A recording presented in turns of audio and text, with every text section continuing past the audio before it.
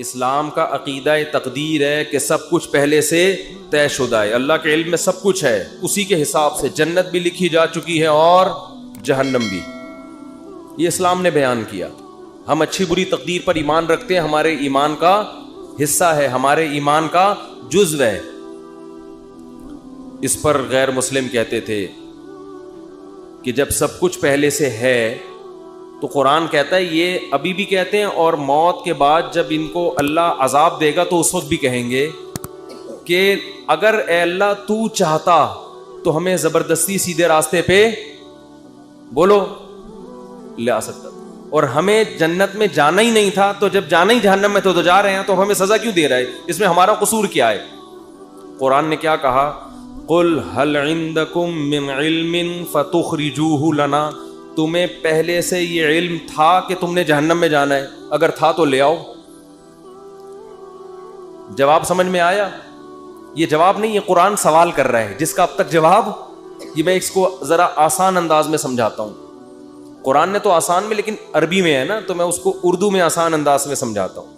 بہت سے لوگ تقدیر کے عقیدے کی وجہ سے کہتے ہیں کہ بھائی جب ہماری قسمت میں گناہ لکھا ہوا ہے, قسمت میں ہر چیز لکھی ہوئی ہے, صرف عمر نہیں لکھی ہوئی کتنا زندہ رہنا ہے, ایک ایک پکوڑا آپ کی قسمت میں لکھا ہوا ہے. حقیقت بتا دوں کہ کتنا کھانا ہے کتنا نہیں کھانا, ایک ایک سموسا لکھا ہوا ہے, کیونکہ اللہ کا علم تو کامل ہے نا. اللہ کو تو سب پتا ہے کس نے کتنے پکوڑے کھانے ہیں کتنے نہیں کھانے, کس نے معذرت کے ساتھ کتنی شادیاں کرنی ہیں کس نے نہیں کرنی, کس کے کتنے بچے ہوں گے کس کے نہیں ہوں گے, کس کے بیٹے ہوں گے کس کی بیٹیاں ہوں گے, سب کچھ. کون جنت میں جائے گا اور کون جہنم میں جائے گا, کون فلاں موقع پہ گناہ کرے گا کون فلاں موقع پہ نیکی کرے گا, ایک ایک چیز پہلے سے طے شدہ ہے. یہاں لوگ سوال پوچھتے ہیں کہ جب پہلے سے طے شدہ ہے تو ہم تو اسی کے حساب سے گناہ کر رہے ہیں نا, تو ہمیں اس پہ سزا کیوں ملتی ہے؟ سمجھ میں آ رہی ہے بات کہ نہیں آ رہی ہے؟ تو اس کا قرآن کیا کہتا ہے کہ طے شدہ ہے مگر تمہیں پتا نہیں ہے. تم تو یہ سوچ کے کر رہی ہوتی ہے نا اپنے پورے اختیار سے, اپنے مکمل اختیار سے ایک جرم تم کر رہے ہوتے ہو. دیکھو کسی کو پہلے سے پتا ہو کہ میں نے فلاں موقع پہ فلاں بج کے اتنے منٹ پر چوری کرنی ہے, پہلے سے پتا ہے کہ اللہ نے میری تقدیر میں یہ بولو نا لکھا ہوا ہے. اب آپ کو پتا ہے یار تقدیر کبھی ٹلتی نہیں ہے, ہفتے کے دن دوپہر 2:03 پر میری تقدیر میں لکھا ہے کہ میں مسجد سے چپل چوری کروں گا. آپ جاؤ 2:03 پہ مسجد سے چپل چوری کرو. اللہ جب آپ کو قیامت کے دن پکڑے سزا دے چوری پہ, تو آپ کہنا اللہ مجھے پہلے سے پتا تھا, میری تقدیر میں لکھا ہوا تھا, میں نے لوح محفوظ دیکھ لی تھی. تو اللہ آپ کو سزا نہیں دے گا, کیونکہ اللہ نے خود کہا ہے کہ لوح محفوظ میں جو چیز لکھی ہوئی ہے وہ چینج نہیں ہو سکتا. اللہ میں تو مجبور تھا, مجھے پتا تھا, میں نہیں بھی کرتا تو مجھے تقدیر کھینچ کے لاتی اور میں چپل چوری کرتا. لیکن آپ کو پہلے سے پتا نہیں ہوتا. جب پتا نہیں ہوتا تو آپ اپنے اختیار سے کر رہے ہوتے ہیں. سمجھ میں آ رہی ہے بات؟ اپنے اختیار سے جا رہے ہوتے ہیں, اپنے اختیار سے چپل چوری کر رہے ہوتے ہیں, اپنے اختیار سے پکڑے جاتے ہیں. اس کی مثال اور آسان کر کے, ایک دن کیا ہوا, زید نے بکر کا قتل کر دیا. زید نے کیا کیا؟ بکر کو قتل کر دیا. ہفتے کے دن 2:03 پہ آپ نے زید کو پکڑ لیا, بیٹا تو نے بکر کو قتل کیا ہے, ہم تجھے کیا کریں گے؟ قتل کریں گے سزا کے طور پر. زید کہتا ہے دیکھو بکر کی تو عمر اتنی تھی, بکر نے اس سے زیادہ زندہ نہیں رہنا. ہمیں پتا ہے ہر آدمی کی عمر پہلے سے طے شدہ ہے. تو زید نے تو اتنے ہی سال زندہ رہنا تھا. حدیث میں آتا ہے ماں کے پیٹ میں جب بچہ ہوتا ہے تو پہلے سے فرشتہ لکھ کے چلا جاتا ہے کتنے عرصے کے لیے زندہ رہے گا یہ. تو اس نے تو ہفتے کے دن 2:03 پہ مرنا تھا, اس سے زیادہ اس نے زندہ نہیں رہنا تھا. بتاؤ سچ کہہ رہا ہوں؟ آپ کہیں گے بھائی بالکل سچ کہہ رہا ہے. لیکن آپ اس بیس پہ زید کو چھوڑ دو گے؟ آپ بولو گے کہ یہ بات اللہ کو پتا تھی, کسی اللہ کے علاوہ کسی کو پتا نہیں تھی. تیری نظر میں تو وہ ابھی زندہ رہنے والا تھا, تو نے تو اپنے اختیار سے جا کے اس کو 2:03 پہ قتل. یہ تو قتل کے بعد پتا چلا ہے کہ اس نے زندہ رہنا تھا, تجھے تھوڑی پتا تھا. اگر زید کی سمجھ میں یہ دلیل نہ آئے نا اور کہے نہیں نہیں نہیں میں نے تو مارنا ہی تھا, تو آپ زید کو بولے ٹھیک ہے پھر ہم تجھے قتل کرتے ہیں. اور جب تیرے وارثین آ کے پوچھیں کہ کیوں مارا تو ہم کہیں گے اس لیے کہ اس کی عمر اتنی ہی تھی, اس نے اس دن اتنے بج کے اتنے منٹ پہ مرنا ہی تھا.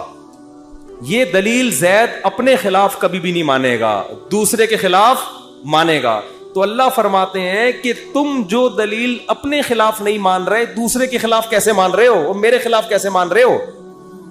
کیونکہ جب انسان گناہ کرتا ہے تقدیر میں تو لکھا ہوا ہوتا ہے, مگر لکھنے سے پہلے اس کو نہیں پتا ہوتا کہ یہ لکھا ہوا ہے. کرنے سے پہلے وہ اپنے اختیار سے کر رہا ہوتا ہے, اسی پہ اس کو قیامت کے دن سزا ملے گی. اور جب سزا ملے گی تو وہ کہے گا اللہ تو لکھا ہوا تھا. اللہ کہے گا هل عندکم من علم, پہلے سے پتا تھا کہ لکھا ہوا ہے.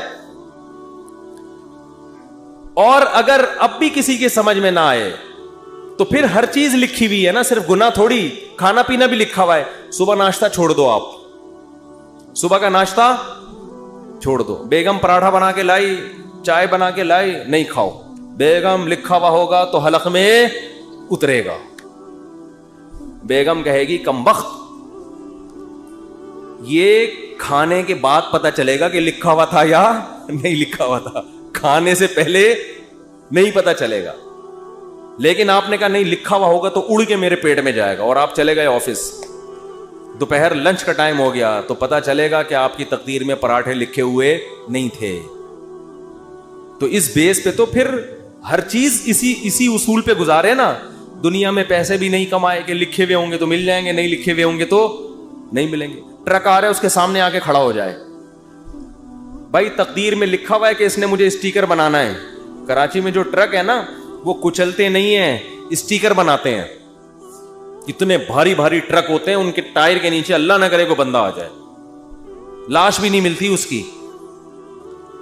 تو اب ٹرک کے سامنے آ جاؤ ہے بھائی, اور بولو بھائی لکھا ہوا ہوگا تو مروں گا. اور واقعی جس کی تقدیر میں نہیں لکھا ہوا ہوتا ٹرک کے سامنے آگے بھی مرتا نہیں ہے, کچھ ہو جاتا ہے کچھ نہ کچھ, لیکن آپ کبھی ٹرک کے سامنے نہیں آتے.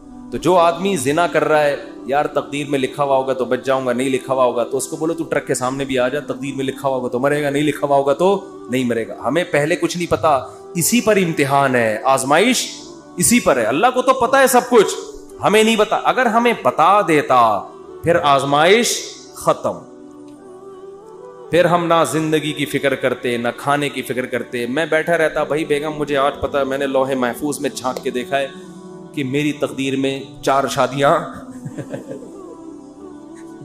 پراٹھوں سے زیادہ مزے کی مثال کون سی ہے؟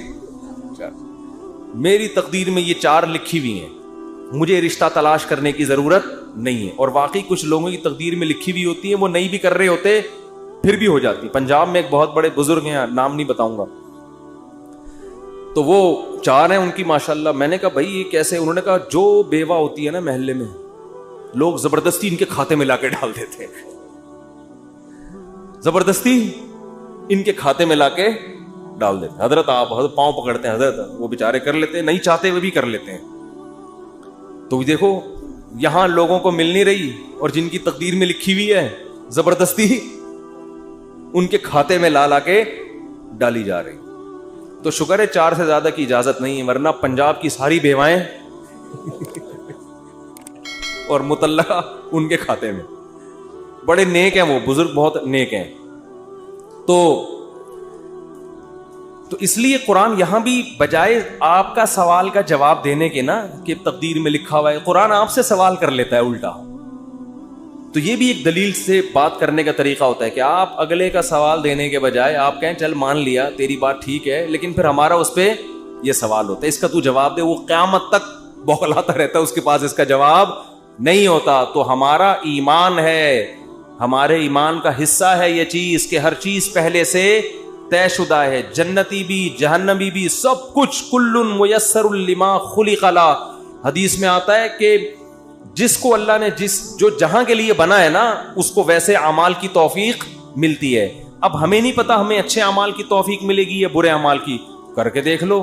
اگر اچھے اعمال کرنا شروع کر دو گے اس کا مطلب جنت لکھی ہوئی ہے, برے کرنا شروع کر دو اس کا مطلب جہنم لکھی ہوئی ہے. تو یہ آپ اس لحاظ سے تقدیر آپ کے ہاتھ میں ہے کیونکہ ہمیں علم نہیں ہے. اور اللہ نے یہ قرآن میں جگہ جگہ کہہ دیا لا یظلم ربک احدا, تیرا رب کسی پہ ظلم نہیں کرے گا. ایک آدمی جنت میں جانا چاہتا ہے, میں زبردستی اٹھا کے تقدیر کی وجہ سے جہنم میں پھینک دوں, ایسا نہیں ہوگا.